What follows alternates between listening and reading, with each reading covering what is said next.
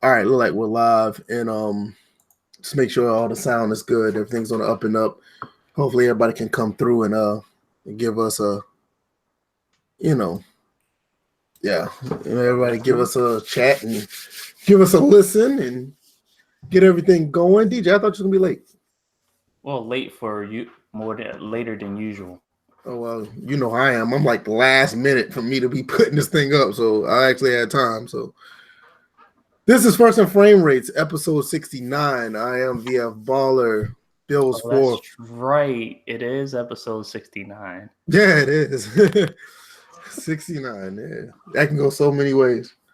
I'm VF Baller.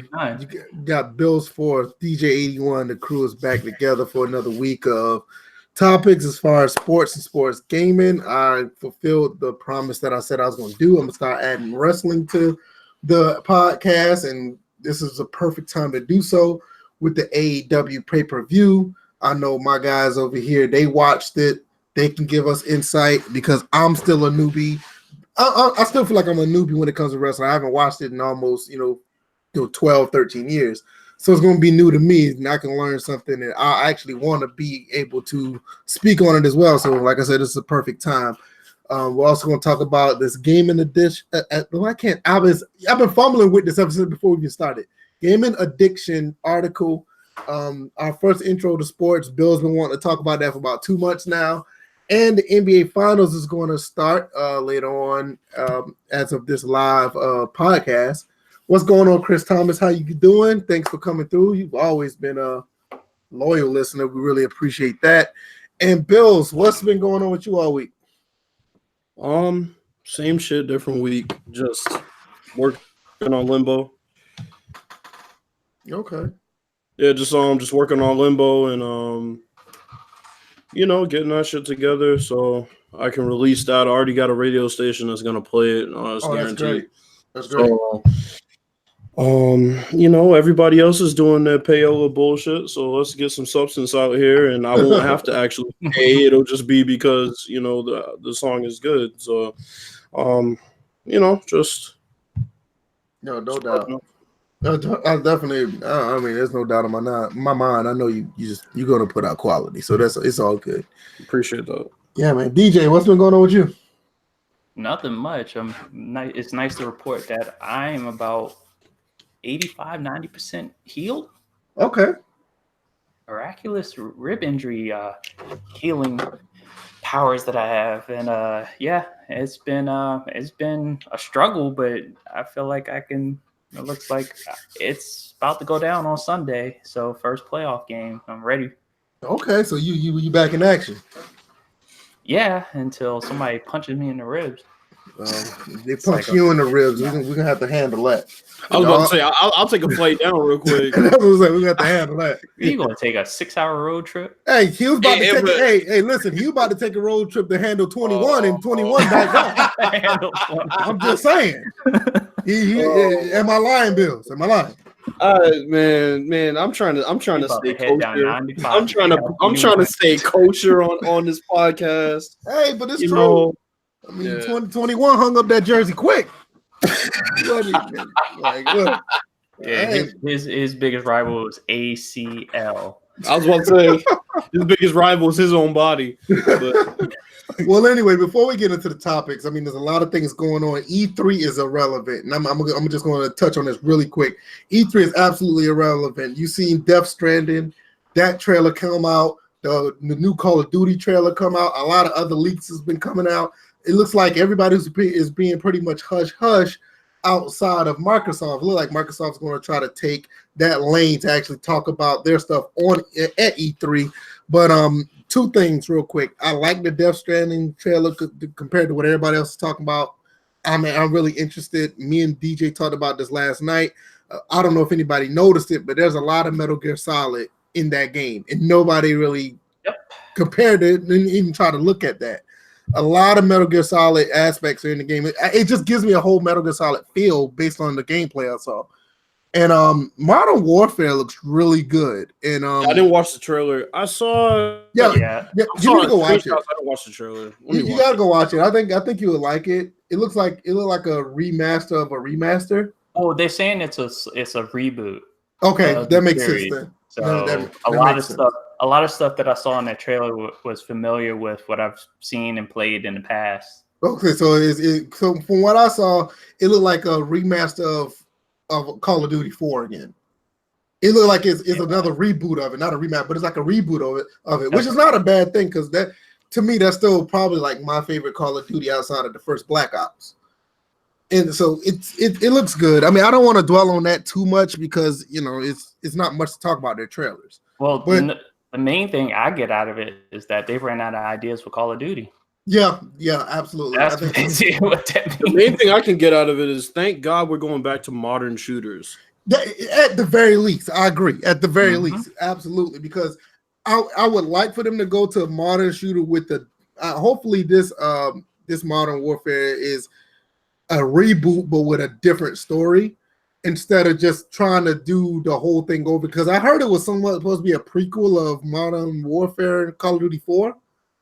And I'm okay with that, but you kind of know what you're getting. Some of those scenes look similar to. I had to say it again. Some of those scenes look similar to ones that I've seen in Call of Duty 4. So yeah, so it's like we kind of know what we're getting into, which kind of sucks because, like Bill said, you want to see a modern game, but you want to see like different storytelling. I mean, that's the thing. I'm mainly an online shooter guy at this point. I care about the story, but not as much as I care about the online. I am much more interested in the fact that online is going to be boots on the ground, modern day shooter because Battlefield's dropped the ball not once but now twice.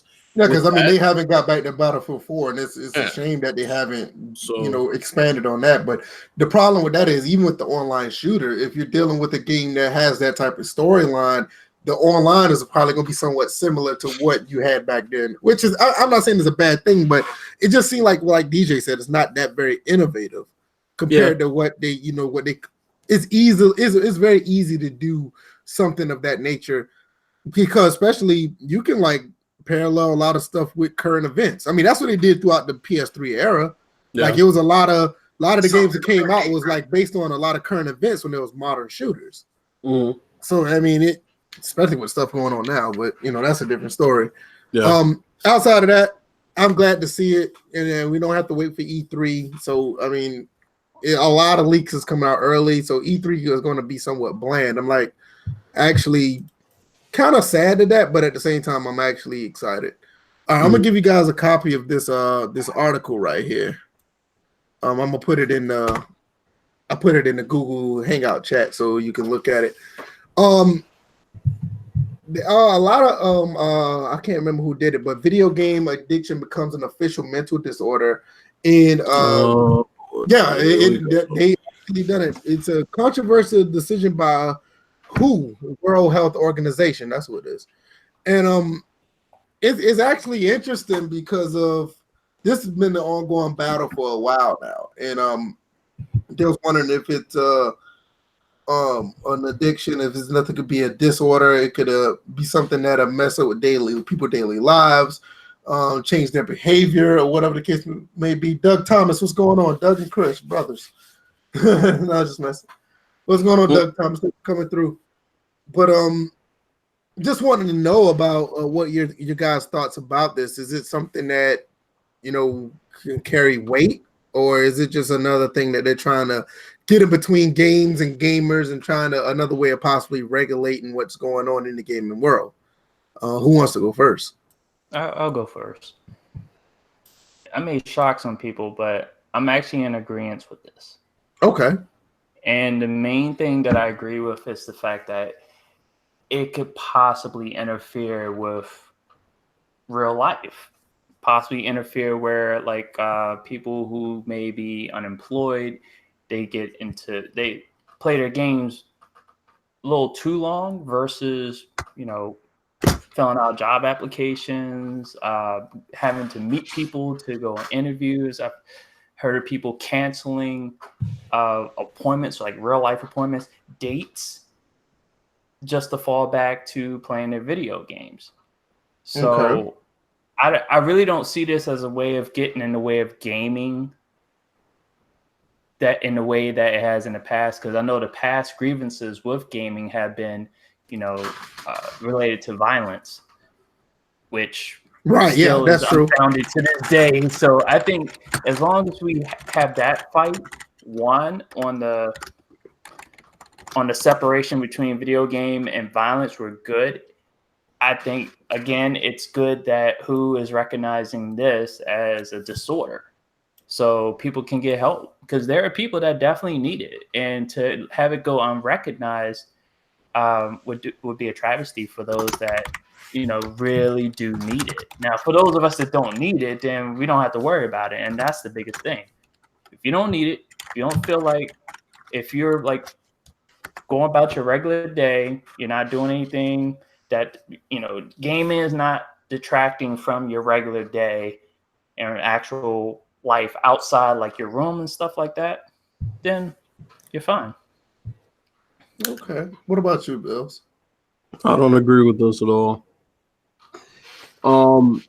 I've had people tell me that music was an addiction of mine, and I wanted to slap the shit out of them.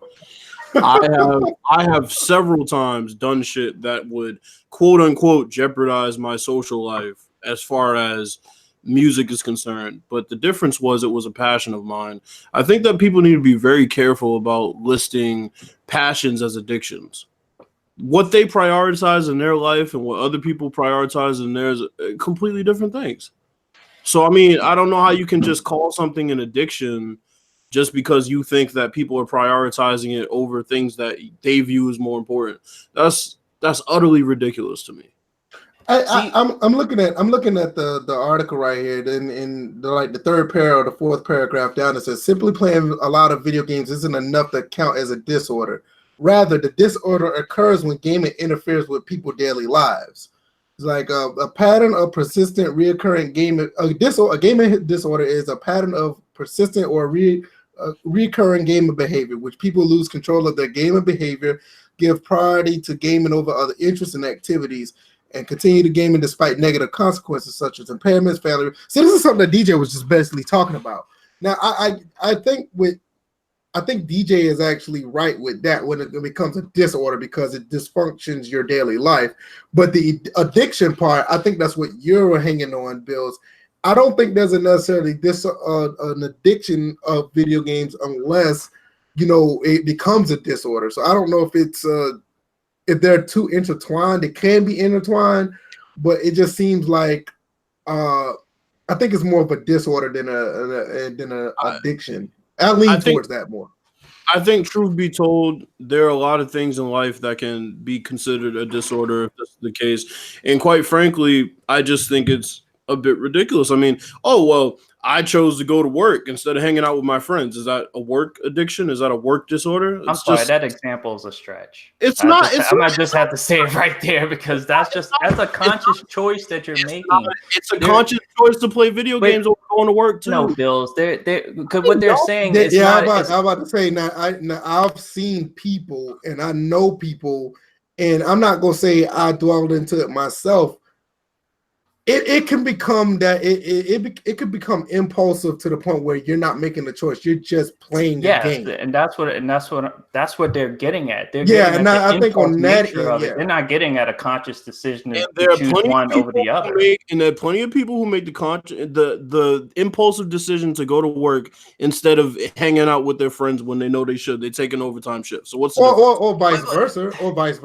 But what's the negative consequence? Wait a minute, hold up. I have to ask this question. Then what's the negative consequence of it? Just what they're talking about in the article. What is the long-term negative consequence of working overtime over? I'm just trying to get where you're coming from as far as your examples. So you're telling me going to work and taking overtime shifts instead of hanging out with your family.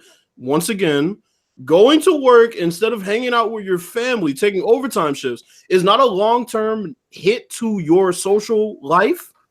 That's what you're telling me. No, because you're obviously you're making a conscious decision to do something to better yourself. Yeah, that's what I'm about to say. I think when you look at how is working too much bettering yourself? You're getting paid money. You may like to work. Yeah, financially. It's not an impulsive decision. I'm sure you're asked, "Hey, do you want to work overtime? Yay or nay?"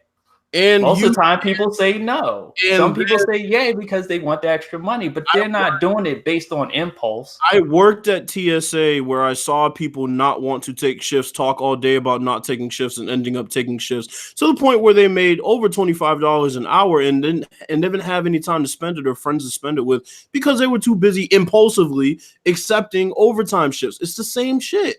So, but I got a question about what that. consequence is it to them? I got a question about that. So when somebody does do anything like that, like say if they're working, at the end of the day, you are providing. I ain't gonna say like a mental health better than yourself on a mental level, but financially you are. I can see where some people may not look at it like that, but when you're like playing video games.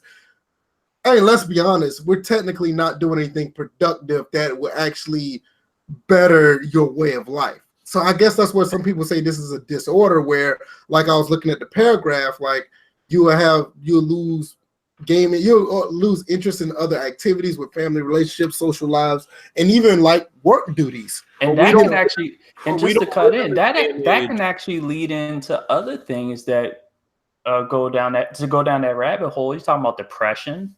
But we don't live in the day and age where actually gaming too much would not better you because you could easily get more money based on streaming and things like that. Everybody can't be a streamer superstar. And everybody can't sit and work hours after hours after hours at work and spend that money when they have no time to spend the money. Bills. Honestly, it's not hanging myself because you're not making any sense. Bills. You asked what the negative effects were. I told you what the negative. Bills is actually onto something, but he can. If you take out the work aspect of it and add something else, it will be perfect. Like say, for instance, say. DJ Detroit here in the chat said he would rather be on his boat fishing. What if somebody just want to fish all the time instead of actually going to work compared to somebody who would rather play video games all the time? That's a better example. Yeah, that's a better example. I can roll with that. That's why when Bill said the example that he said, but I jumped on that example, that specific example, just to get I wanted a better example. He's absolutely not wrong. He's not wrong. But like you said, like what DJ Detroit said, he likes to go fishing. If somebody rather want to get on their boat and go fishing all the time and don't go to work and don't hang out with their family, it's the same parallel as somebody playing a video game and not doing the same things. Work is. I think work is a little different.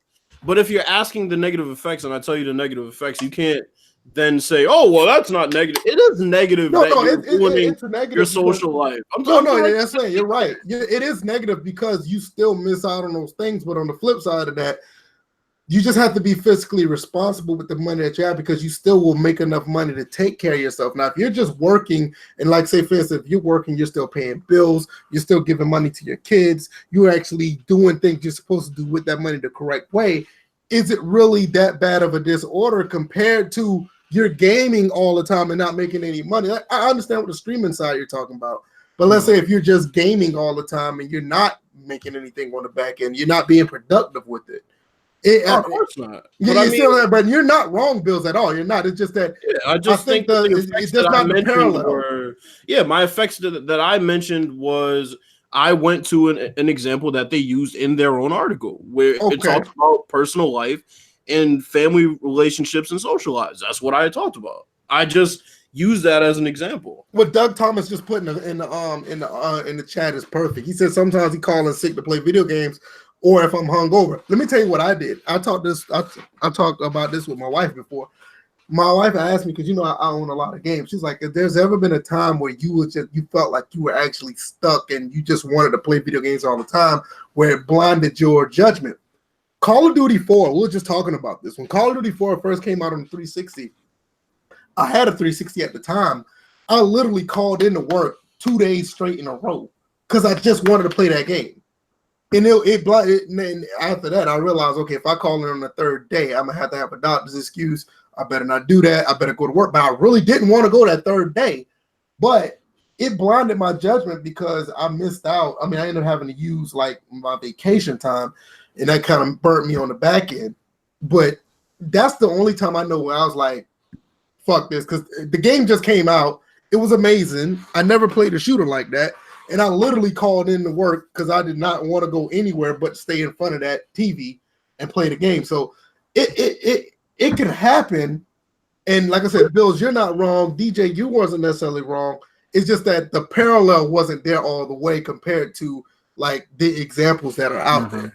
I think my thing with the video game addiction is I think it's very subjective. I don't think that people can just look at this and automatically say that video like one person's situation means it's automatically an addiction or a disorder, because there's a lot of subjectivity to it. Yeah, I mean, everybody's different. That's why right. Yeah, that's why I think calling it a disorder and addiction is just absolutely ridiculous. I think the term disorder is perfect. I don't think the addiction part is, because people just do things differently. Disorder is easy because you can look at the what's going on around them to say, okay, this is out of whack.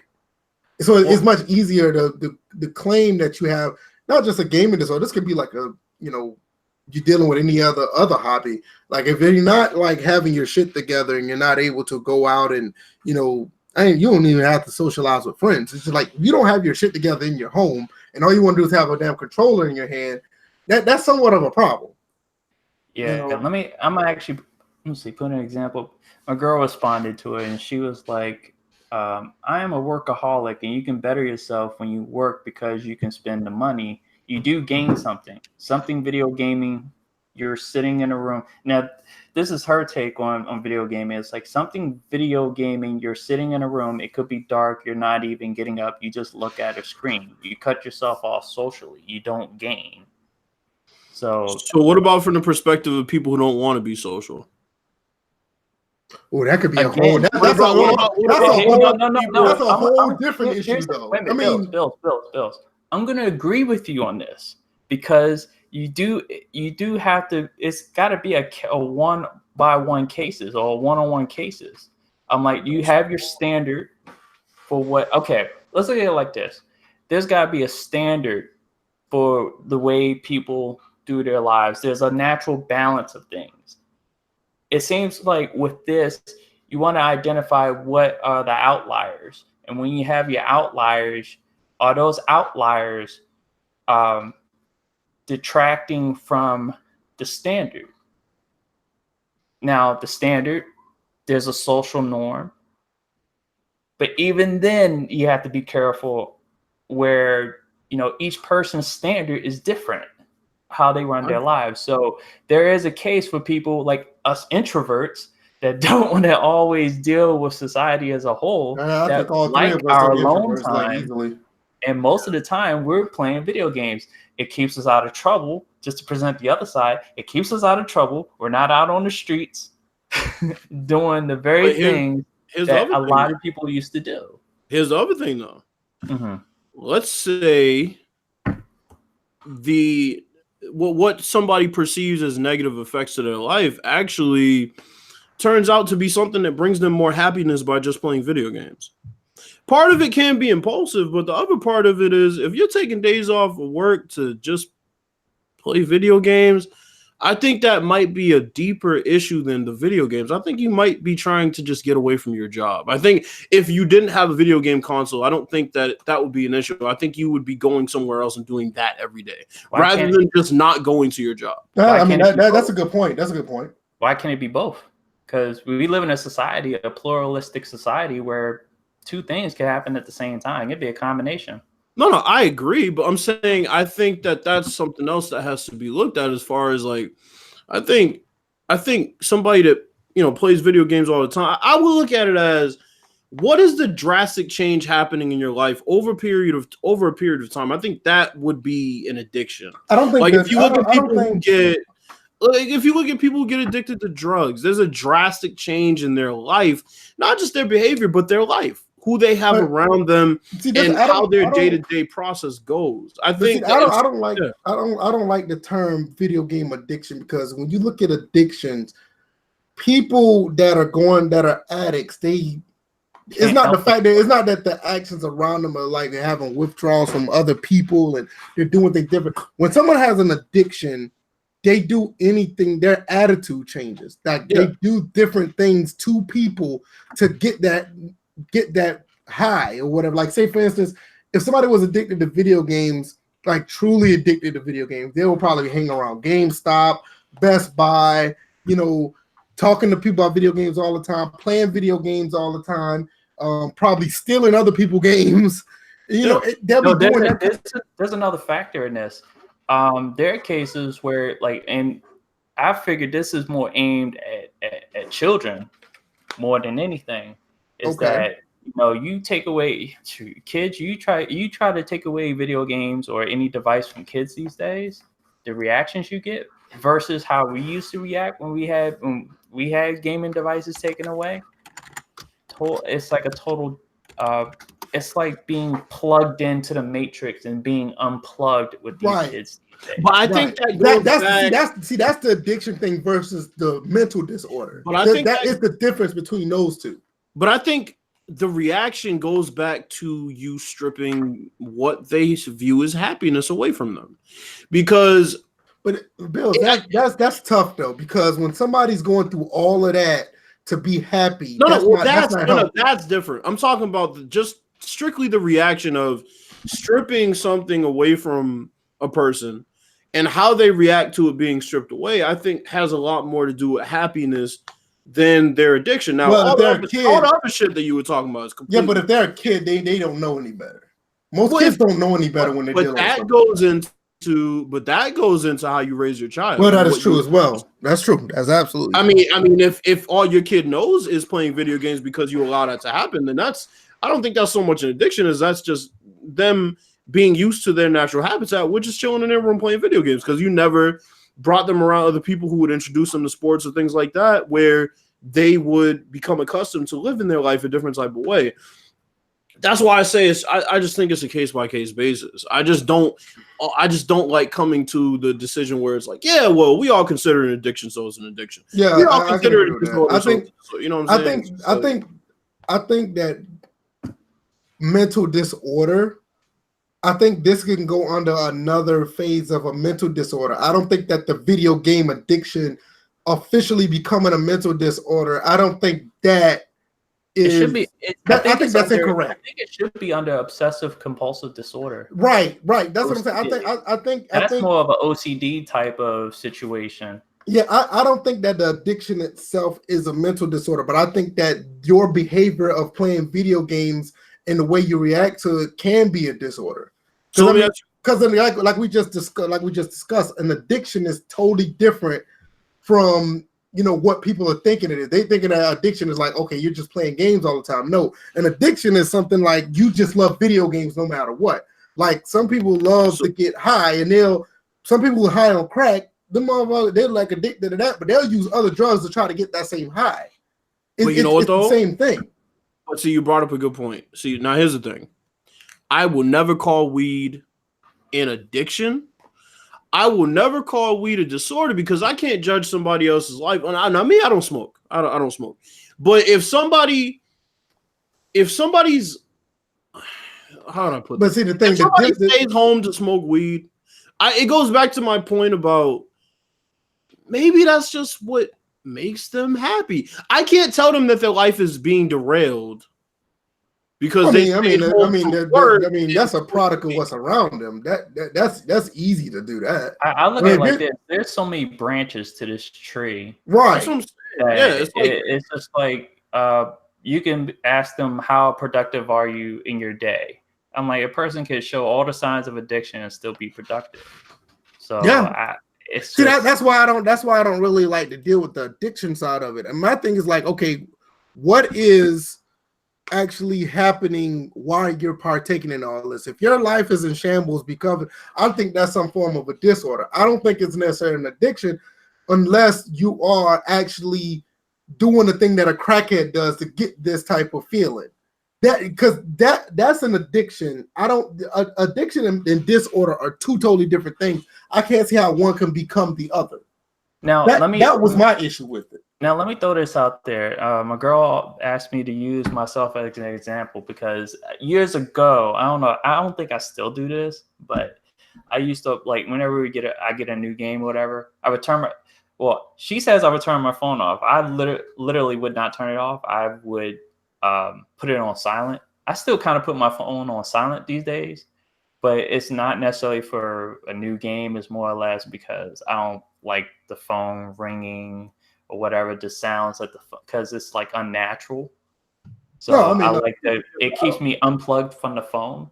But specifically for new games, I used to always turn the ringtone off, so I wouldn't hit a phone, so I wouldn't answer it. I would be just totally plugged into the game. So that could be subjective into is that a issue or is it not an issue? I don't think that's an issue because that's no different from you watching your favorite. But it's going to depend. But see, I don't think it's no different you watching your favorite TV show. But somebody else may see it. What if your favorite TV show comes on and you don't want to be disturbed? Hold on, VF, because here's the thing. This DJ, you're hitting on a point as to why I'm pushing back so hard on this.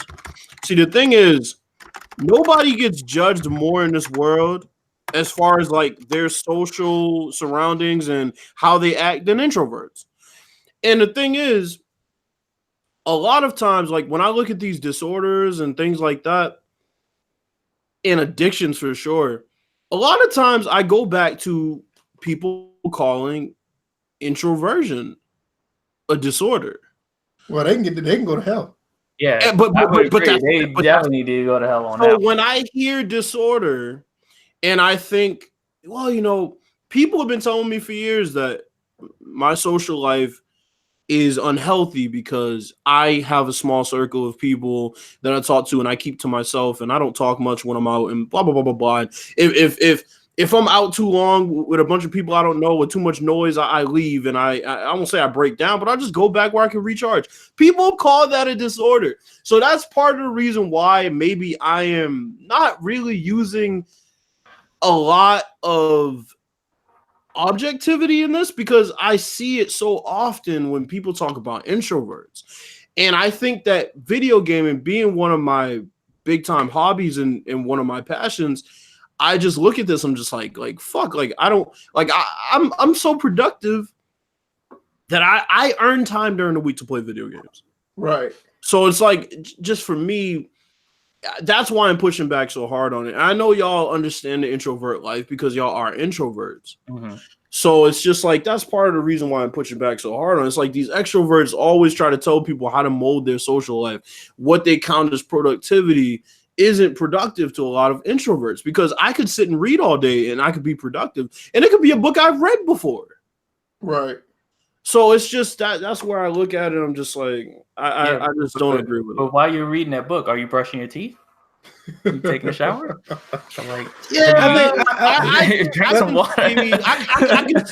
can see the base level of productivity. I understand. Let's go look at some of the let's look at some of the chats that some people put. Chris Thomas said 10 to 20 years ago, no, but now yes. He also agreed because in Asia there are deaths because people died in gaming dens. Yeah, that's the extreme factor right there. Yeah, that's the extreme one. DJ Detroit said that he totally agreed. Most people are slaves to the job. He'd rather be on his boat fishing. He also said his grandfather died with $1 million. He worked hard. You better enjoy it because time is short. Yeah, that was a point I was making. Yeah, that's another good one. Let's see. We talked about what Doug Thomas said about being hungover. He'll call in sick. Yeah, I totally understand that. Another one that he put out was really good. He also think that addiction with drugs, you'll try to do whatever it takes to get the drugs, like stealing from other things. And see, that's what I was talking about compared to this being a mental disorder. That's when your characteristics change and you do shit outside of who you are as a person. It changes you as a person, just your mood and your, what you would do. Like I definitely see that. Yeah. I put the link into this in the chat so people can actually look and read the article we were talking about. It's a live science website, but it's verified, and also it's actually the actual article came from a USA Today article, but I didn't want to put a USA Today one up because there's a lot of pop-ups on the USA Today website for some reason. So, but what's up to Dow 52? Thanks for coming through. Anything else y'all got about this topic? I think this is a very healthy topipic. Yeah, it definitely a healthy discussion. It was way better than I thought it would. It's better. It's good to see the balance in this whole discussion, and I think we're all in agreement that it is a case by case situation. It can't be absolutely right. But I'm glad it's being recognized because it's there. We just it is something that needed to have awareness brought to it. Yeah, I think awareness definitely the awareness side. But I just think the addiction side is like I think they could have used a different word because addiction. Us gamers, we're not most gamers in general, even the ones that are hardcore, like he was talking about the ones that was in those in Asia. They're not addicted to games because addiction is totally different from just wanting to play a game all the time. Totally different. Because addiction is really a total attitude changer compared to it's like to me, it's no different somebody who wants to watch movies all the time or somebody who want to go to the race car track or like what DJ Detroit said he wants to fish all the time. I don't think that's an addiction. I think that somebody likes to do what they like to do. I mean, we sure as hell would have a sports addiction, wouldn't we? Yeah, exactly. You know. Anyway, speaking of exactly. AEW. It's the first time we're actually going to talk about wrestling. These guys, DJ and Bills, are going to take the reign. They're going to talk about Double or Nothing. I'm going to learn something. I'm pretty sure people who are listening already know. So this is where I don't know what the hell's going on, but I'm going to learn because, goddamn it, I am determined to get back into wrestling. You two guys can take it away. Let everybody know what happened this past weekend with this pay-per-view. All right, Bills, I'm going to let you, since I led off last time. Okay. So basically, this past Saturday was the first death nail to WWE. Wait a minute, let me cut in. You can hear the happiness in Bill's voice. Yeah, we've been waiting to talk about wrestling for quite some time. Yes. So yeah, this past Saturday was the first shot fired from a new upstart wrestling company, AEW, All Elite Wrestling. It was started up by some former WWE wrestlers, other just indie wrestlers that have been wrestling for a while. The Young Bucks, Matt and Nick Jackson, Cody Rhodes, son of Dusty Rhodes, brother of Goldust. Kenny Omega, one of the best wrestlers in the world. He's wrestled all over the world. And Tony Khan, son of what's his father's first name? Wait, you talking about what is it? Owner of the Jaguars. Khan or owner of the Jaguars. Jacksonville Jaguars. Yeah, his last name's Khan or something like that. Yeah. So they have a lot of money behind this company. They have a TV deal. They're going to be on TV. It's Saeed Khan. That's okay. Saeed Khan. So they're going to have a weekly episodic TV show starting in October, 2 hours on TNT. So they have a major TV deal. And yeah, this past Saturday was basically their first show to kind of. Hold on, real quick. I got a question. Mm-hmm. AEW has a major deal with TNT. Yes. Why the AAF couldn't get that? Mean it. hey, Bills, you noticed that went over DJ's head, right? No, I'm just messing. Go ahead, man. I mean, man, we missed the AF. I really do miss that. You talk about a huge void and just it was a great filler for football, and it's sad, man. But they just didn't have the money behind them, I guess it turns out. But right, yeah, the money that was stolen, but I know, right? But yeah, so they had a pretty good show. It was a bit long. Not as long as those other WWE pay-per-views. Oh yeah, it's not 8 hours. Nah. Hold on, wait a minute. They had an 8-hour pay-per-view WWE? They have had 8 hours. WrestleMania was like almost 10 hours long. Oh my god! I remember it used to be a 4-hour show. Not anymore, bro. Let me tell you something. The monthly shows are 4-hour shows now. Oh man, keep going, man. So they had about a 6-hour show. It was a bit long, but it was all right. They had an hour pre-show, which we'll get into. I wasn't feeling it. But yeah, the main card. I'll let DJ give his thoughts first on what he thought overall about just presentation wise and just everything.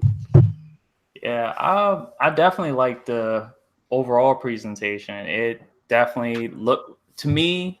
I've been watching wrestling for I think ever since I was 6 years old.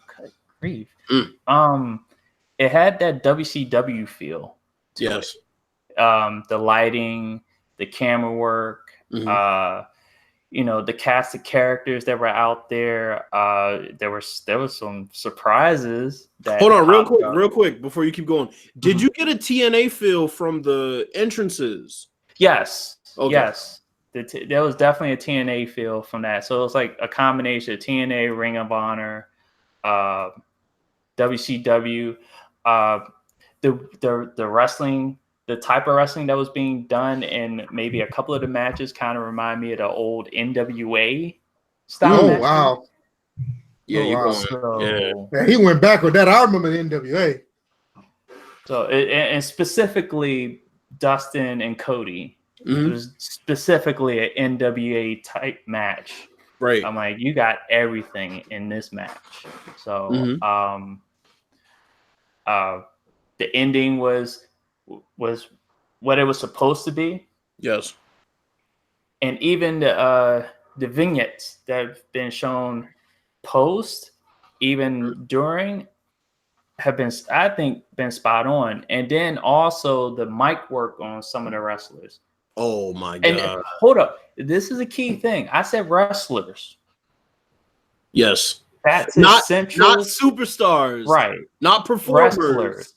They are wrestlers. These are not like superstars or whatever. These are wrestlers. They came here to do well. They'll entertain you with their wrestling. But yeah, they are wrestlers, and that's the main thing you're gonna get from AEW. Yeah, see, that was one of the beginnings of the end for me because they started trying to advertise them as entertainers. But I'm with you, DJ. I started watching wrestling when I was like 5 or 6 back in the 80s, and these were wrestlers. These guys that you looked at, you thought they were manly men. They were wrestlers. These were strong guys that was in the ring, and they played off each other, but they entertained you with what they did. They weren't entertainers first. And not to get into a spiel about Vince McMahon, but his issue has proven to be he's been trying to get away from the stigma of wrestling. Why? I don't get. Like, his father's turning in his grave right now. His father, I can imagine. Turning in his grave right now because all Vince has done, I think it started when they lost the case for WWF, and he just kind of went crazy with, we're going to name it World Wrestling Entertainment. Yeah, because by then it started to go down. It was around that time too. And it started, and it kind of started. I mean, now every now and then in the 90s, they did call their guys superstars, but it was very rare. It was a wrestling show. It was run like a wrestling show. The thing about it was they didn't push the superstar mantra. They just called them that. And here's the thing, DJ and VF, I know DJ knows this for the most part.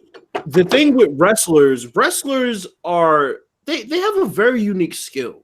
Okay, because they're kind of like movie actors that don't get a second chance to do it over. And on top of that, they aren't handed a script and say, hey, say that. They are skilled by being able to talk about a topic. They can be given a word and talk about that topic for 5-10 minutes, joust back and forth, have responses, rebuttals, all off the top of the head. So when you take that away and you give them a script and you tell them, say this, it takes away what a wrestler is, because that's what used to be so entertaining about a Ric Flair.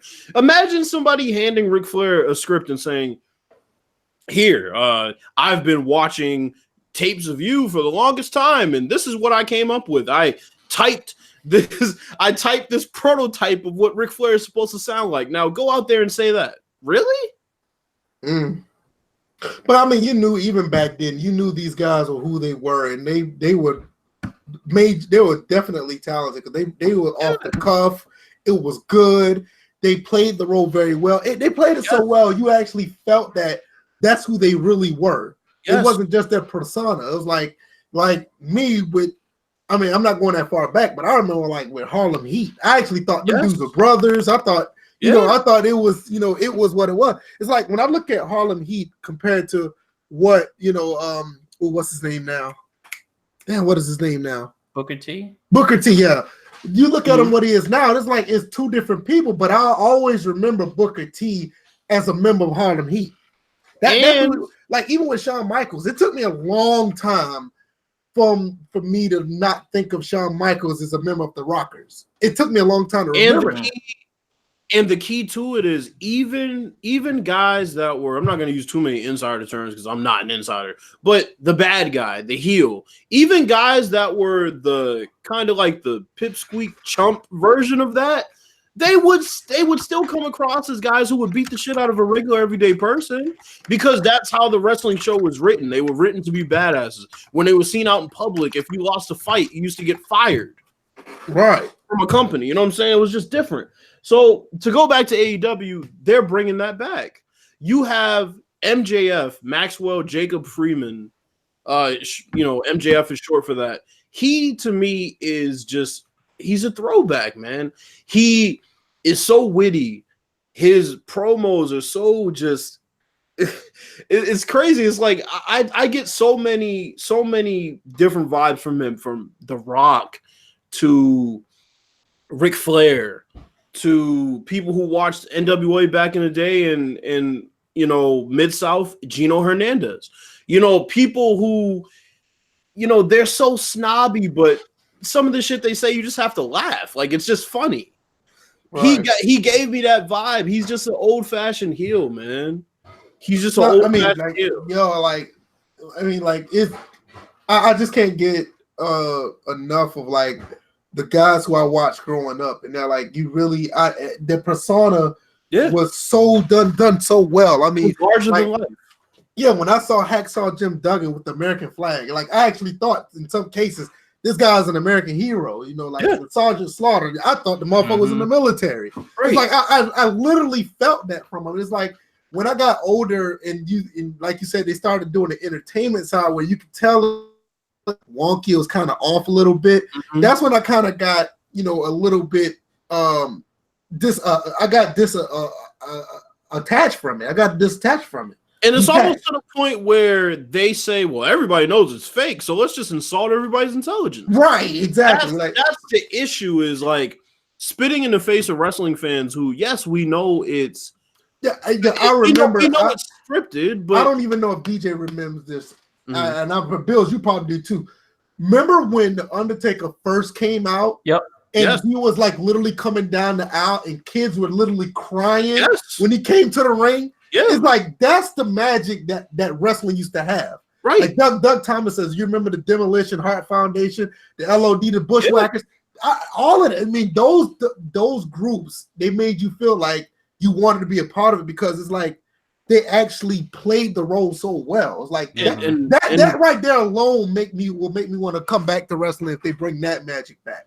And that's the thing. It's just like they had the creative license to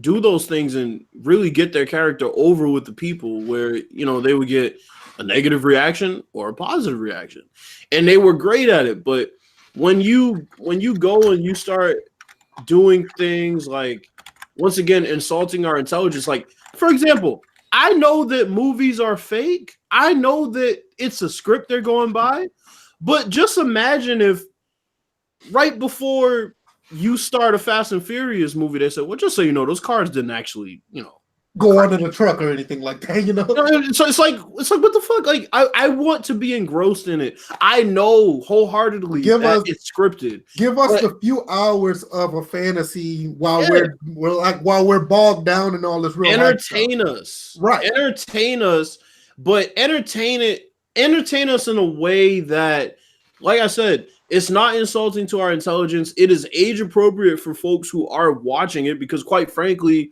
what made wrestling so great back in the day was you kind of felt like you were in an elite class as a kid. You weren't supposed to be watching it, but because you were watching it, because your parents let you watch it, it was like, I felt like I was watching something that you felt like you was being a badass while being a badass. It was a guilty pleasure. It's like, oh shit, like I'm not supposed to be watching Don't Be a Menace at the age of 10. Right. You know what I'm saying? So that's what I compare it to. But AEW harkened back to all of those things this past Saturday. There were definitely some downsides to it. I didn't really like the comedy bullshit that they put in there. Oh, and that Royal Rumble, so many, just so many negative indie bullshit. Matter of fact, I don't mean to cut you off, but they even talked about that moment with Tommy Dreamer, and I forgot the guy's name they were talking about when he was doing orange something, Orange Mayhem or something like that. Where he was just like doing like these little like soft kicks. They weren't kicks. He was just playing,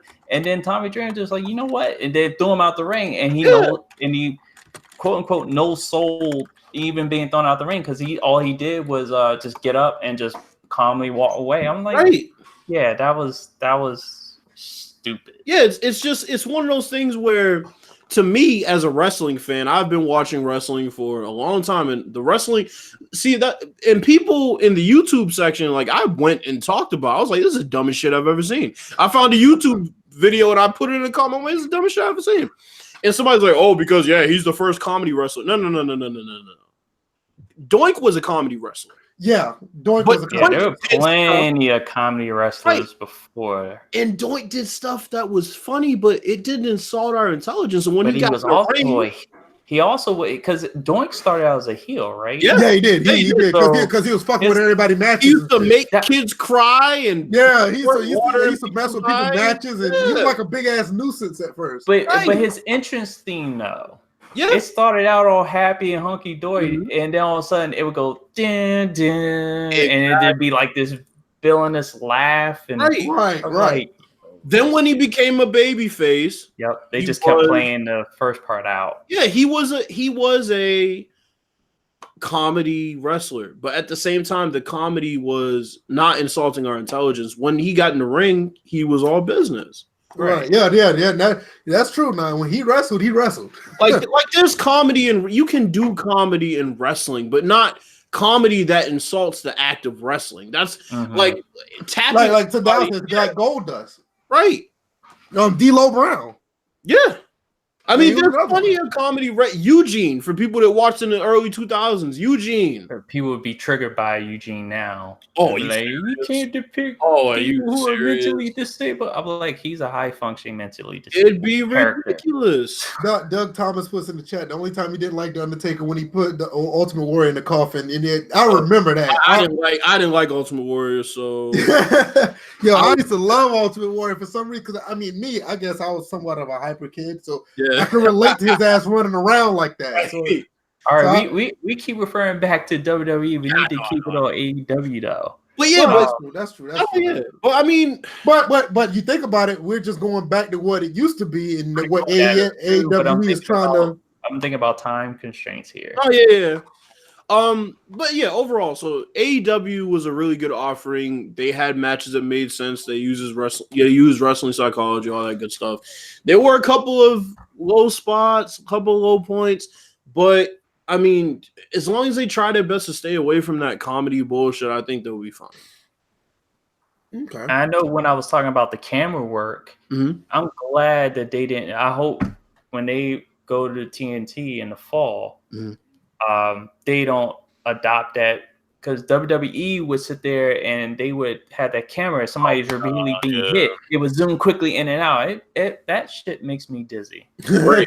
So it was refreshing to watch the pay-per-view. Well, actually, technically, I didn't watch the pay-per-view. I just caught the highlights. But but I've seen enough of the matches.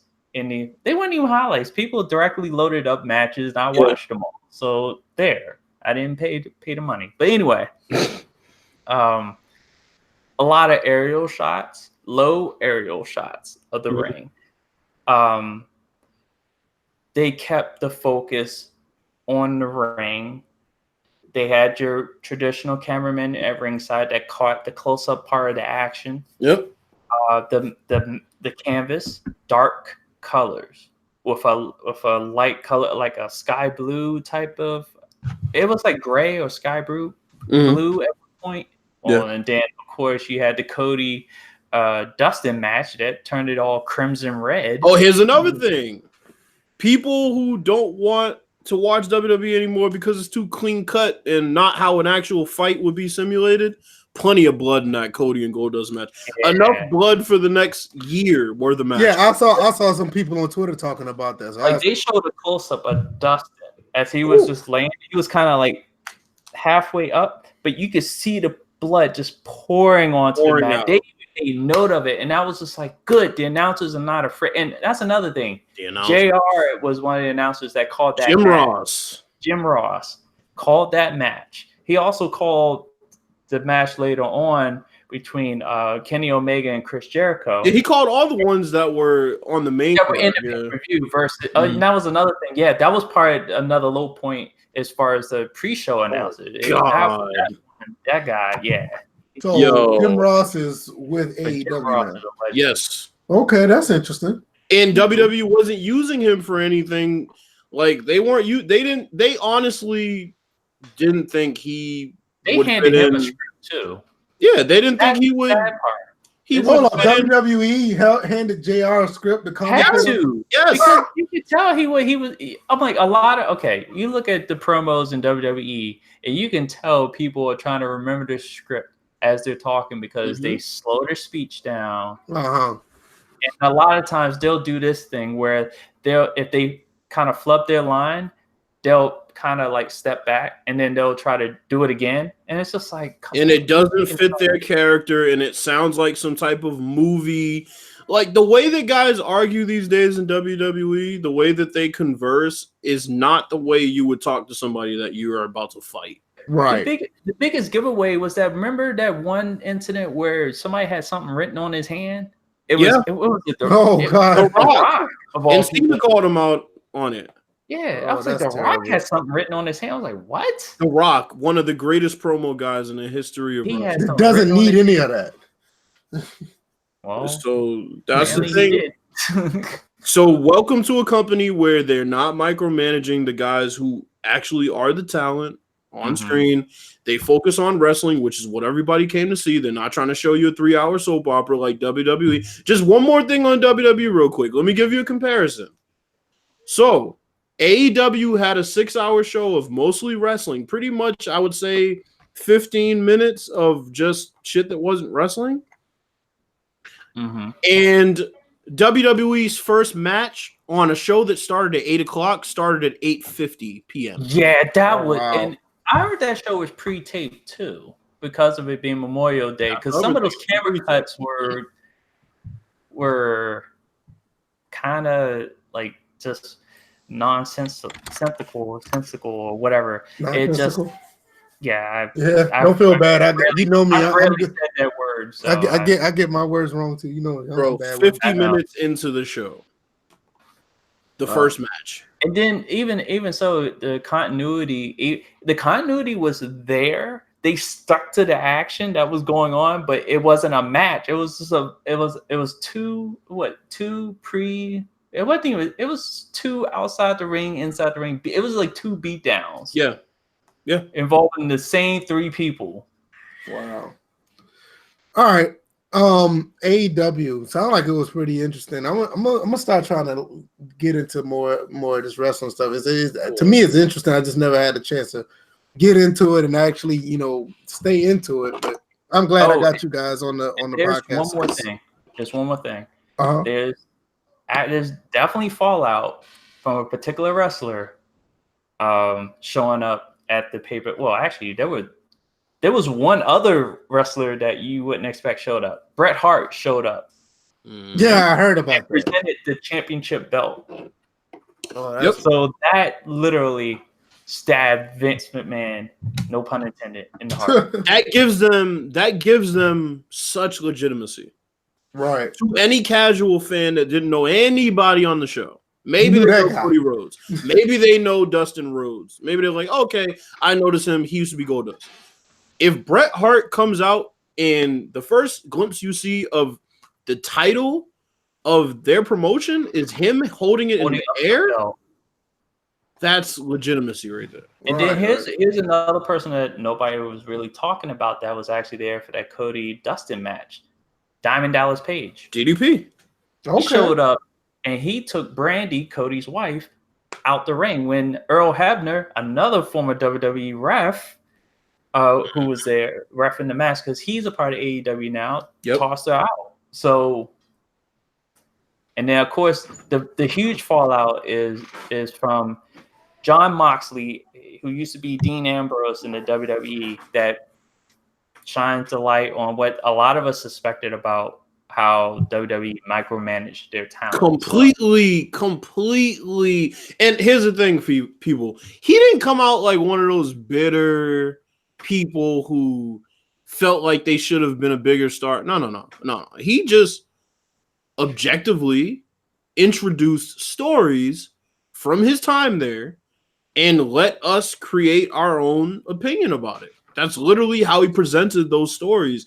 And it didn't, like DJ said, it didn't shine WWE in the best light at all. Okay. It didn't. It makes them look very, very bad.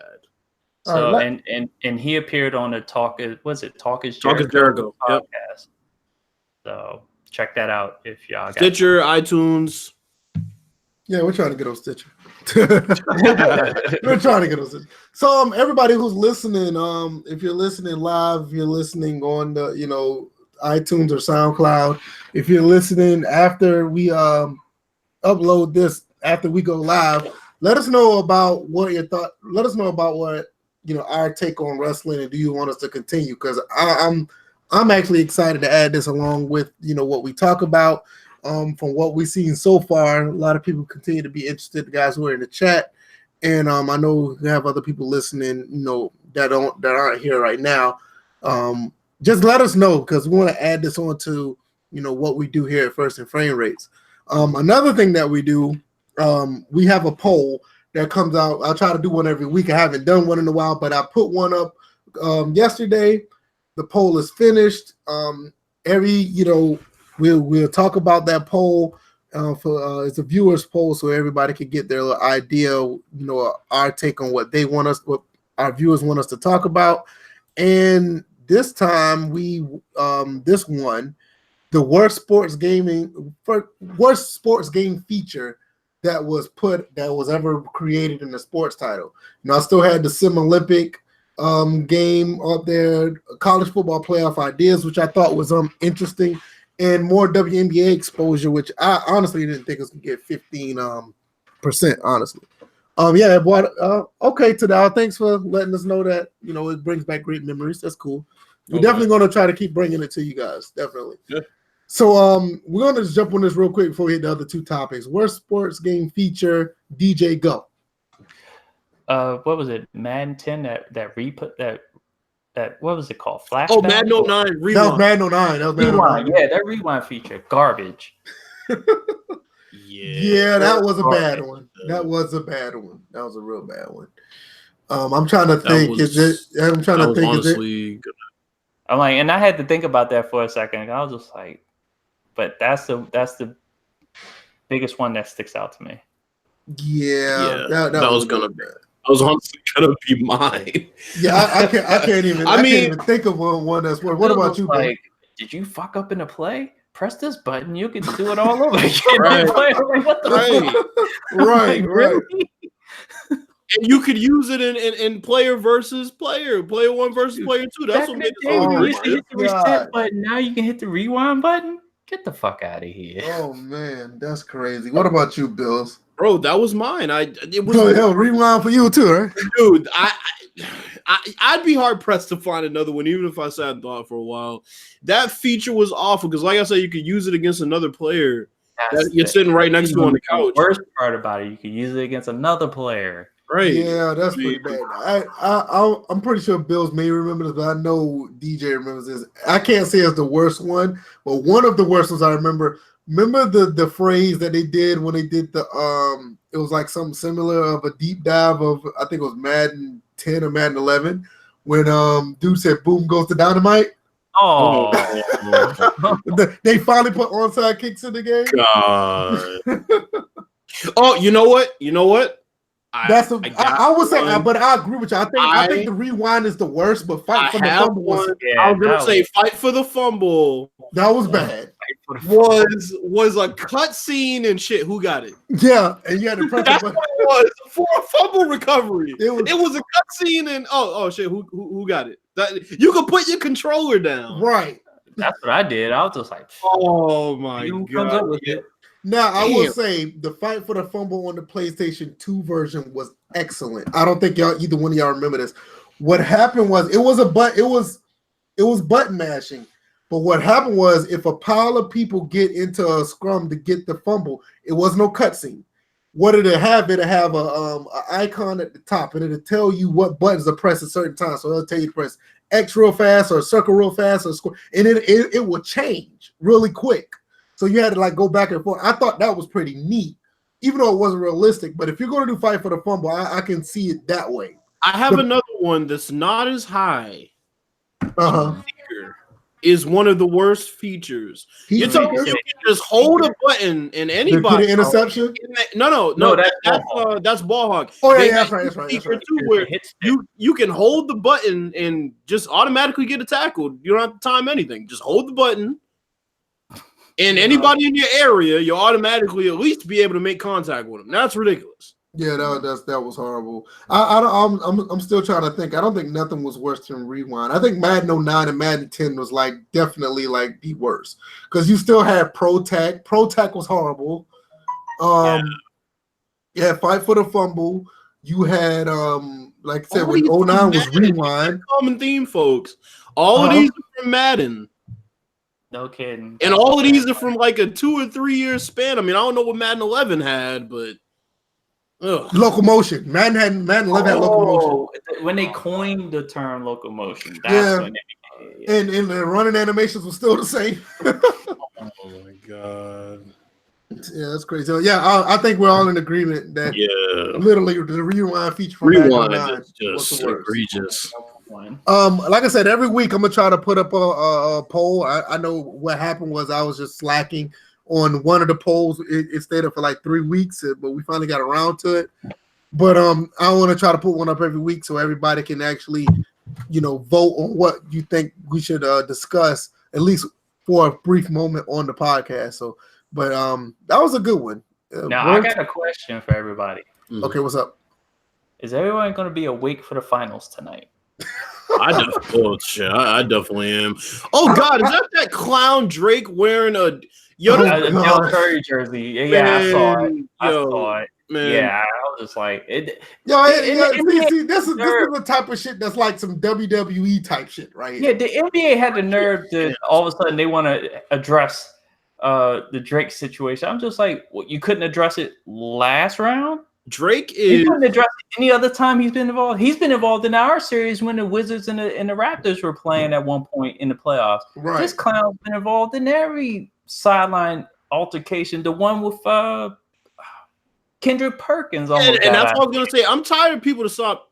They need to stop acting like everybody should just be okay with Drake's action. Kendrick Perkins wasn't with it.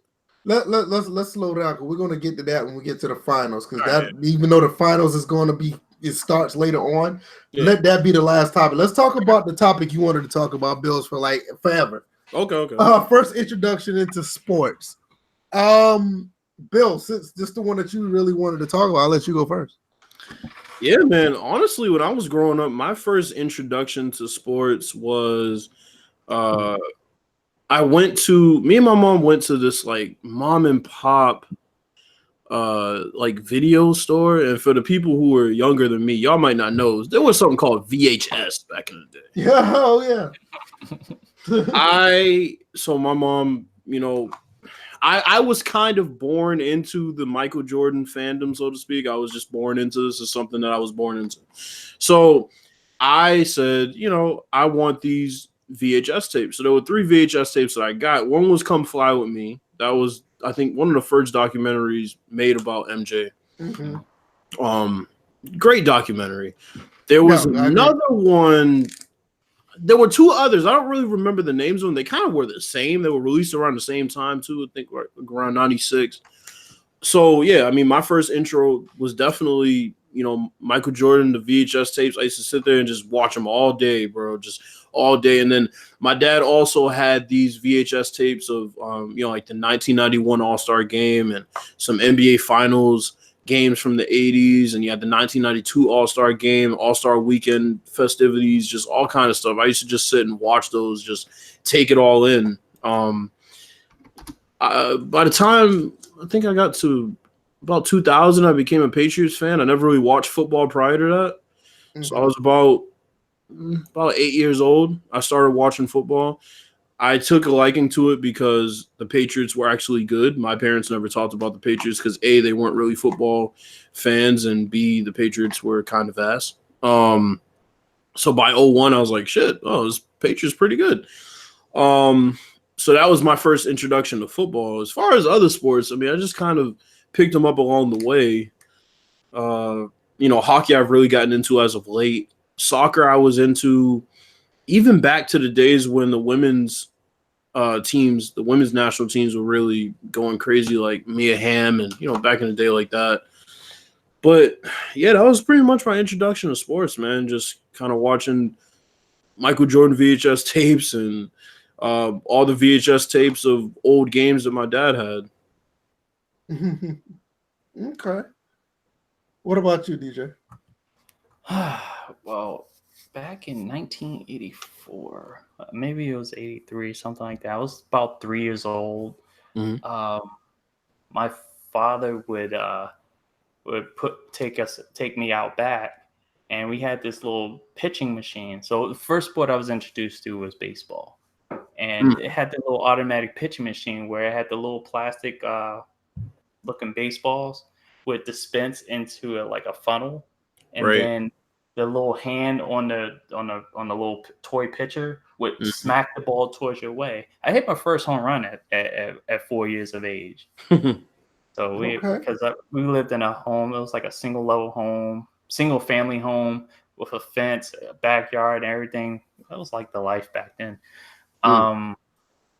So eventually, fast forward into like when I moved up here to Columbia, the first sport I wound up playing when I moved to Columbia was actually basketball.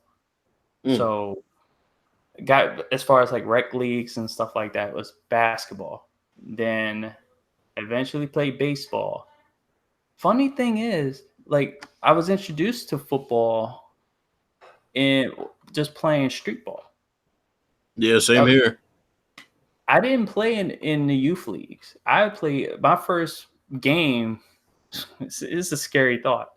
My first game, football wise, was freshman year, JV, and it wasn't at the position that I own, being a wide receiver. I came in as the backup quarterback. The starter got hurt, and I was responsible for it. Like in that first game, I was literally responsible for. I took the W in that game because we won 6-0 in that game, but I literally ran that offense almost to near perfection. I didn't throw any passes though, because it was like downpour, like the worst conditions possible: mud, rain, wind, chilly, everything. And we ran the option, so it was just like, that was a pretty neat thing. I started the next game, and I had to take the L for that one because I had to actually throw downfield a couple times. I didn't throw any interceptions. I do have a touchdown pass to my credit. But to finish out my sports career, I would like to get on the ice. Okay. I'm like, as much as I know about hockey, I have not. All I know is how to ice skate. I have not shot a puck. I've held a hockey stick playing floor hockey, but not on the ice. So I would like for that to be the last sport that I play. Okay. Just real quick, I would say, it was the same with me as far as football. My mom won't let me play Pop Warner. All my friends were playing Pop Warner, and I think I was every bit as good as them, but I wasn't allowed to play. She just thought it was dangerous, and basketball was what I went with. I played, t-ball when I was little. I didn't play baseball in high school, but yeah, I mean, same with me as far as football is concerned. I didn't play till high school, so my folks pretty much bet against me when it came to football. Yeah, it turned, and look what happened. It turned into a state championship. So screw you guys. Right. All right, as for me, man, I mean, I used to always play like sports with the older guys in my neighborhood because me and a couple other guys, I think we were like maybe 5 or 6, but the older guys were like 10 or 12, and we would play basketball on like this one this one basketball get set up at the park, and we didn't even have concrete. It was like dirt around the areas, but we played there. That was my first introduction to actually playing sports in general. But my main thing was, and kids, for the record, yes, some of us did used to play on crates. Yeah. And yeah, exactly. My cousin, matter of fact, God rest his soul, GP Green, one of my closest friends, he made a basketball rack out of a wooden backboard, a piece of wood that he found, and a bicycle rim. And we used to play like that because he couldn't afford it. And then, I mean, my mom would have got me one, but our yard wasn't big enough to have a basketball goal. But it was mostly grass anyway, so we played football back there anyway. So anyway, man, I miss that dude. Jesus, I miss that guy. Well, anyway, goodness. We played football. I always wanted to play football, and my thing was my favorite colors was red and black. So when it comes to basketball, I didn't even know too much about Michael Jordan like that, but I always was a Bull. I ended up being a Bulls fan because they was on TV one day, and then, this was in late 80s or whatever. And I knew that I always wanted to play football over basketball. So when I started watching football, the 49ers was playing, and I was in love with Jerry Rice. And I always wanted to play receiver, even though I ended up playing defense. But I always loved the over-the-shoulder catch. I always loved the deep routes, catching the ball down the sideline. Mm-hmm. So my first introduction to sports was basically playing with my friends, playing basketball and football. And the reason why, that was one of the reasons why I ended up loving the Chicago Bulls. And I was a big 49ers fan until I got a little older and I realized, like, wait a minute, there's a team in the state of Georgia that has football as well. So I ended up liking the Atlanta Falcons because they were, most likely like the home team. But my roots were 49ers to death. But, I was a big Montana, and, I actually love Roger Craig and John Taylor and all of that. I was a big 49ers fan back then. Yeah, it's funny. As far as my sports teams, I didn't touch on that. I mean, the Celtics were really shit back when I was little, but my mom was, she was a loyal Celtics fan. Now the issue was when we used to go to Celtics games when I was little, we would more so go to see the guy that was coming in on the other team. So like, I went to. You can go to see D Brown. Fuck no. But nah, you bullshit. D Brown was my favorite player I used to play with on NBA Jam. That dude was a beast in that game. But yeah, I mean, we went to see the Timberwolves back in KG's prime. We went to see the San Antonio Spurs. We went to see, Allen Iverson. We went to see the Lakers. I remember specifically because Pierce had 40 that night, and Shaq actually didn't play. He was in a suit on the sideline. I was pissed. I saw Jordan's last game in the Garden as a Wizard. So, I was a Celtics fan. I was born and raised a Celtics fan. As far as football is concerned, when I was little, the only two teams that would play on CBS were the Patriots and the Jets, pretty much. So that's how, my liking for the Jets came. And obviously I'm from New England, from Boston. So, Patriots naturally were my team. Right. As far as my other basketball team, the Heat, that happened during those Knicks and Heat rivalries. I pretty much just picked a side, and I ended up liking the Heat. I liked their jerseys. Their jerseys were cool. And then, once D-Wade came in 2006, it was a wrap. Like, it was just a wrap. So, yeah, that's my sports teams. Well, let me talk about my sports teams. So, with the Washington Redskins, I was kind of born into it. My father's a longtime Redskins fan. I was kind of born into it, but didn't really watch them until I was about 6. And, seeing players like Art Monk.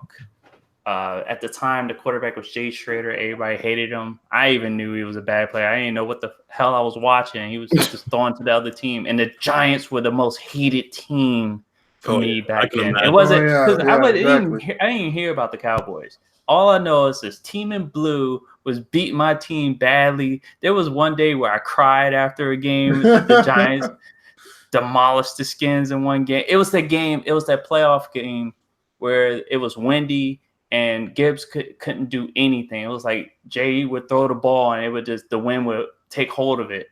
And I'm sitting there like, this is bullshit. Well, I didn't say that, but I'm like, that's what I'm thinking. I know he went to the Raiders afterwards, and yeah, he sucked out there. Also, he was a covert racist. Oh Lord! That we found out because he was pissed when he got benched for Doug Williams. No, he was just like, I ain't playing behind that. Yeah, I ain't. Right. So, but my favorite player of all time with the Redskins was Art Monk.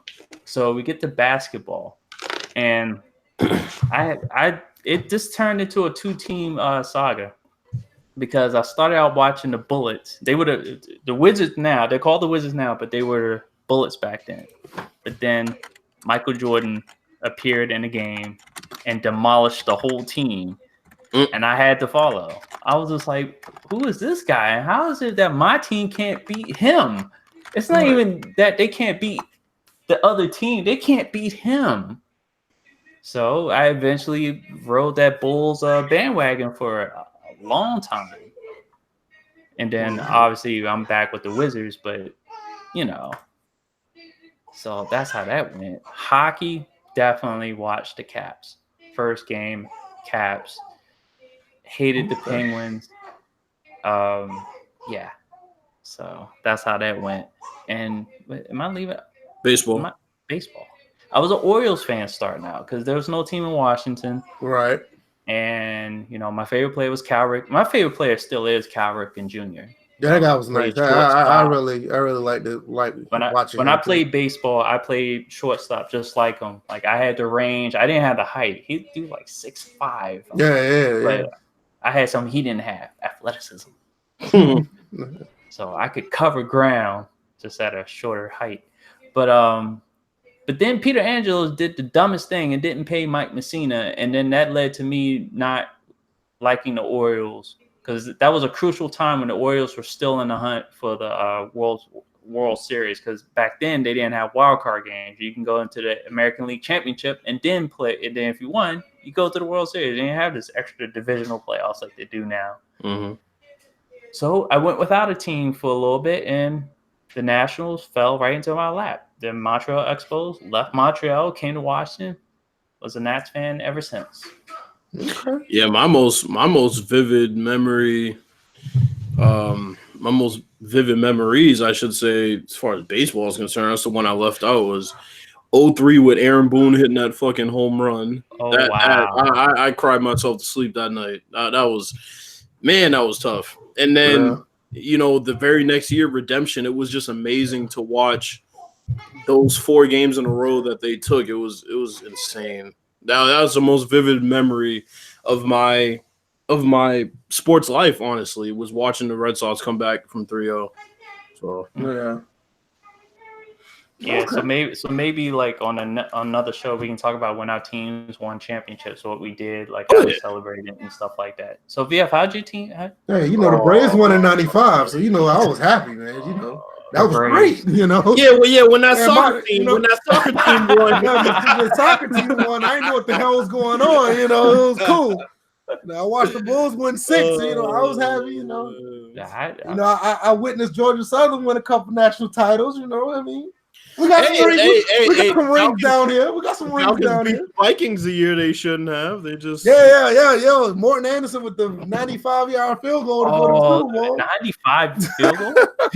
Playing Madden at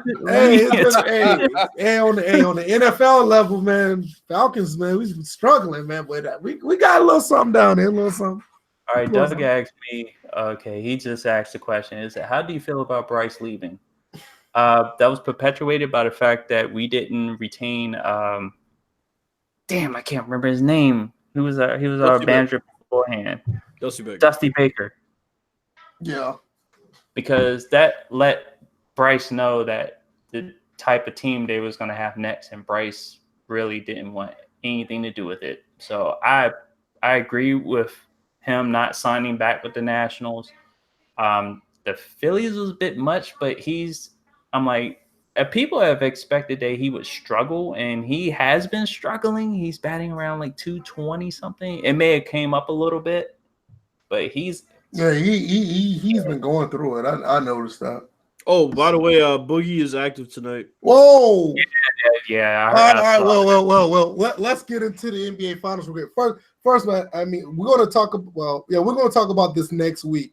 I want to just cover it real quick. Microsoft is they're going to put more of their games on Steam, and they're basically kind of somewhat dumping the Windows Store. Thank God. They're dumping the Windows Store. They're going to put more of the games on Steam, starting with Gears. Master Chief Collection is going there. They're going to put Gears 5, Age of Empires 1, 2, and 3. They're going to put some more on there. I don't know the whole things about that yet, but we're going to get into that down the road next week, matter of fact, because I think that's going to be. Because I know they're doing Microsoft Game Pass for PC. Yeah, they're doing all that. It's like Steam is like they can't dethrone Steam. It's like they're trying. Epic is trying. Microsoft Windows. Microsoft has tried it at least 2 or 3 times. It's just not working. So we're going to talk about that next week because I find that very interesting on what's going to happen with the next generation consoles if they're going to continue to go this route. Because they're talking about right now it's going to be up to 20 Xbox exclusives going to be on Steam. So that's huge. Well, anyway, NBA Finals. You said Boogie is active tonight. The Toronto Raptors are playing the God, they've been there so many times. Damn Warriors. Who y'all got? Somebody asked me on Twitter. I say the Warriors in 6 because it's kind of hard for me to believe in Kyle Lowry. But what do you guys think? I got Toronto in 6. I think Toronto's bench is going to be too much. I think it's finally going to come back to bite the Warriors in the ass, honestly. I did one of those. Somebody on Twitter had the little thing where the numbers kept moving, changing, and stuff like that, and I did a quick screen grab. Mine has Toronto in 7. Okay. So is that how you feel, or that's how I'm just going with it because I really don't care about neither one of the 2 teams. I don't either. I don't either because I think I just hope this is going to be a good series. And when you look at the talent pool on Toronto, I think they have enough to compete very on a high level. It's all on Kyle Lowry in my opinion. If he can give Toronto at least 20 a night, I can see where Bills is going. I think the key is going to be that Draymond is not going to be able to get to his spots as far as, creating for other guys.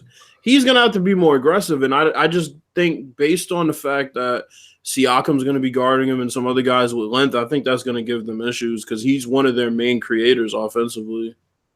Okay. What about? Oh, you already said your thing, DJ.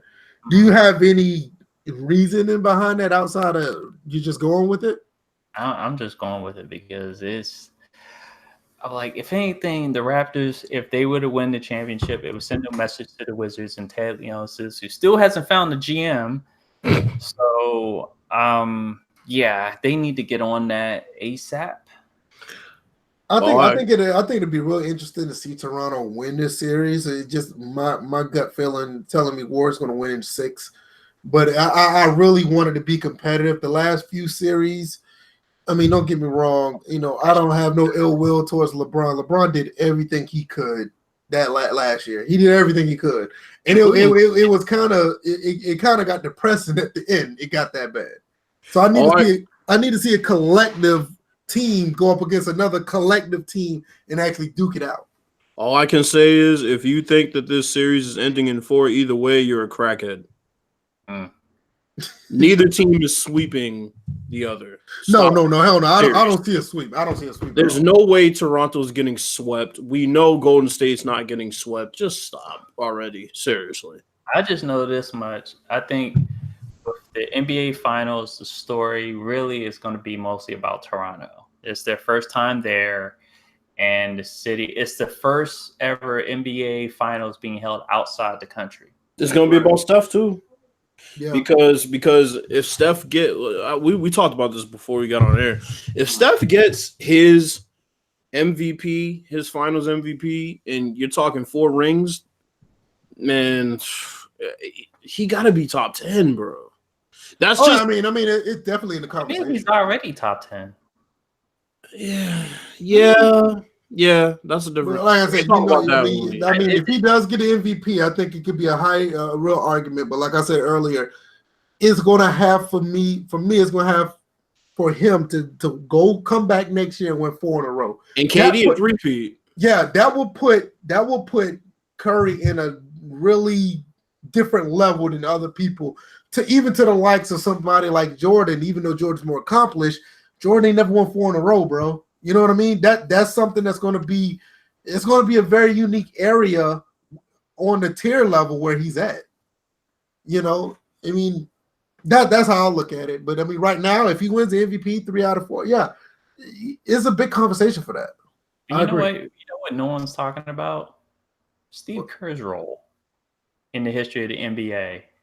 Yeah, you're right, because you're talking about Spurs. 3 with the what he said? 3 with the Bulls. What do you have? 1 or 2 with the Spurs? 1 with the Spurs, I believe. Is it 1 or 2? It could honestly be more because Let me see. I'll look it up. It could be 2. I think is it 1 with the Spurs? Or is it 2? No, because it was that strike shortened season, so it was 1. Okay. Because remember, between the first 3 Bulls championships were 2 Houston championships. No, not that year. He didn't win in 99. He won in 05. He didn't win in 99. 05. Yeah, it was down the road. Yeah. Playing in 05? No, 03. I'm sorry, 03. Oh, it's 03. Okay. 03. And then you got to think about it. What Steve Kerr was. Didn't Steve Kerr play for Cleveland back when Jordan was killing the Cavs? Yeah, he did. Yeah, because he was backup for Mark Price. That's another great basketball player, man. Mark Price is great. He's about to have 9 rings, and realize that he was. And this is why I say Mark Jackson sucked as a coach. Because Mark Jackson had the same team. He took the same roster to the finals, and it's literally the same roster. Like a couple of pieces that weren't even key pieces. I got a question about that though. Since Mark Jackson, and I know this is gonna be blasphemous, but Mark Jackson couldn't do it with his own players, what Steve Kerr did. Mm-hmm. What about the correlation with Tony Dungy and John Gruden? Are we going to take the accolades from Tony Dungy? That's a little different. I would say it's different, and I would also say that we saw Dungy win on his own, so I can give him his full credit for his rings on the Colts. That's true, but you know what though? Another thing about that though, if it wasn't for Steve Kerr, if it wasn't for John Gruden playing against his former team, the Raiders, they probably wouldn't have won that Super Bowl. He knew that team inside and out. Okay, I have a correction to make. Kerr has 2, I believe. That's what I thought. I thought he had 2 with the Spurs. 99 and in 2000. Okay, yeah, he was with the Yeah, that's what I thought. I thought he had 2 with the Spurs. That's what I thought. But yeah, I was wondering when you said about the Mark Jackson thing, because I like we're not about to slander Tony Dungy, but I just want to know what you guys are gonna say. Well, shit, we could honestly talk about Phil Jackson in a similar light. Not having the same roster. Hold on. Yeah, not now, not yet. No, the game's about to start. I'm talking, later down the road. Yeah, because I mean, listen. Phil Jackson 111, but I mean this low key is a lot of holes in that armor right there. Yeah, motherfucker, the damn thief. That's what he is. Right. A lot of checks in that armor when it comes to those rings. Because I mean, coaching or players, we'll get into that another day. Yeah. We definitely got to discuss that. Yeah, this was First and Framerates episode 69. This turned into another great episode, guys. A lot better than I thought it would be. We dwelled into new territory with wrestling. I thought it was a success with that. The gaming edition topic was really good as well. I think we should try to look for more stuff like that. I don't have anything. You guys catch us on iTunes and SoundCloud if you want to come back and listen to us at a later time. It's probably be easier because you can download it from those areas. Also, you can catch us on Twitter. I'm VF Baller. I'm gonna let these two guys give you their Twitter handles, and we can call it a day. DJ, what's up? Yep. Well, hopefully next week the Stanley Cup Finals will be over with, so we can talk about that. But my Twitter handle is DJ81 at Twitter. You can find me there. You can find me on Instagram. What's it? Silent Wolf 81. You can find me on there. And my YouTube is under Derek Jordan. I just posted a live stream of the last 30 minutes of the game versus the Golden Knights in my franchise, which it's been going good so far. So that's it. Okay. What's up, Bills? Yeah, you can catch me at Bills4 on Twitter. The Joseph Royal. The is all capital. J and R both capital.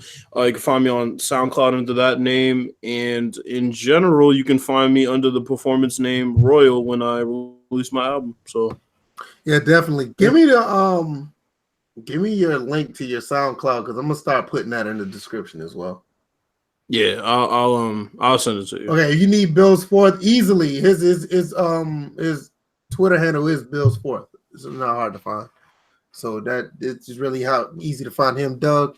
Like I said, next week we're going to talk about this Microsoft thing. Their games moving over to Steam. I know that's one of the topics. I'm gonna try to put another poll up so we can touch on that as well. I saw the college football playoff ideas one. Got a lot of traction, so I wouldn't be surprised if that would be it. Other gaming stuff that will go on throughout the week, we'll touch on that more. Sports stuff, like DJ said, the Stanley Cup Finals, also the NBA Finals, and anything else that comes about throughout the week. So we're going to keep everything up and up. You guys, Doug Thomas, thanks. You've been a great guy in the chat. Chris Thomas, same thing. Tadal 52 DJ, Detroit, everybody else. We haven't seen Pooh wasn't in the chat today. He probably pirating something. Who knows? Yeah, that's why none of the chat has been deleted or anything. Right. Everybody got a chance to talk in the chat. Everybody was like, "Yeah, we're free now." Exactly. There you go. All right. I'm gonna probably catch you guys on PSN, man. I'm gonna go downstairs and if y'all gonna be on PSN, we can watch the game and talk about that, and we could actually brainstorm. I might got some ideas I want to pass on to you, Bills, off air about what I talked to DJ about yesterday. Okay. And we'll touch on that. And one more thing, Chris Thomas says no problem. This is the most balanced podcast I know. Oh man, appreciate that. Big time appreciation. Doug Thomas. Same to you. Have a good night. Spread the word. Let everybody know we're out here talking, man. We need more people like Chris Thomas. Right. Super loyal, man. We really appreciate it. Yeah, all right, guys. Followers are a thing. Oh yeah. Yeah. All right, guys. You guys take it easy. See you guys next Thursday. Peace. Peace.